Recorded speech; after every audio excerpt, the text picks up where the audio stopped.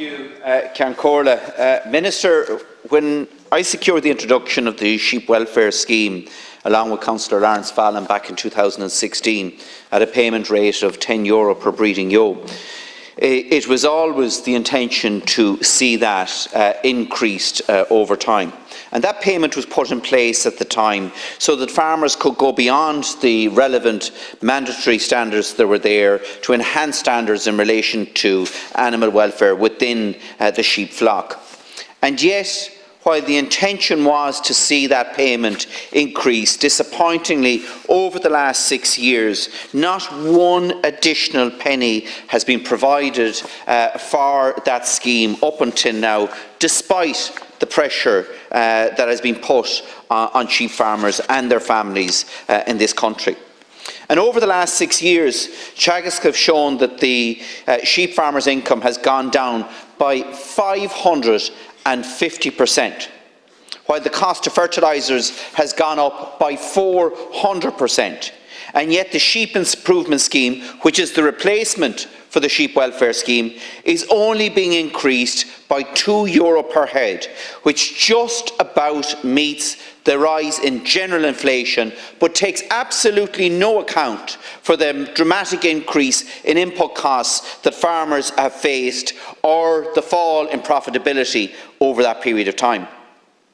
Minister, even before the current crisis, my colleagues and I, in our pre-budget submission, consistently sought an increase in the budget to €50 million for the sheep welfare scheme to ensure that farmers would receive a payment of at least €25 per head, which is the minimum that is required for the lowland sheep industry across this country, and which is significantly higher than what has been proposed by Sinn Féin here today.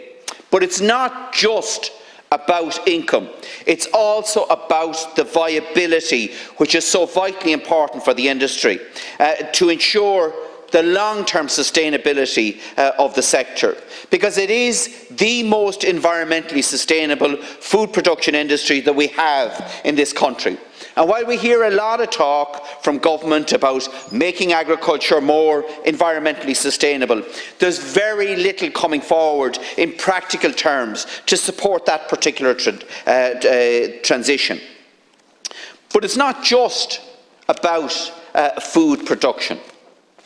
There's also, as we've seen, a massive hike in the price of home insulation products. The vast majority of the wool that's being used in home insulation here in this country is imported from abroad. And even though fertiliser costs have doubled before the war in Ukraine broke out, and doubled again since that, not a finger has been lifted to adapt the use of wool as a natural fertiliser.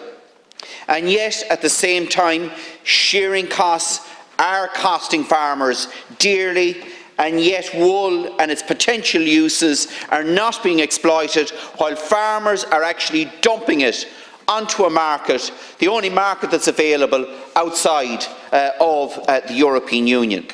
And Minister, we have 3.5 million sheep in this country producing a sustainable, organic, renewable fibre, namely wool, which has huge potential in terms of a textile, but also, as I say, in terms of fertiliser, in terms of insulation, even in terms of packaging. And yet it is not being exploited. We're not putting the investment into the research. And while the government report that was published last July talks about putting investment into research and development, all we're seeing is €30,000 for a wool council. Thank you.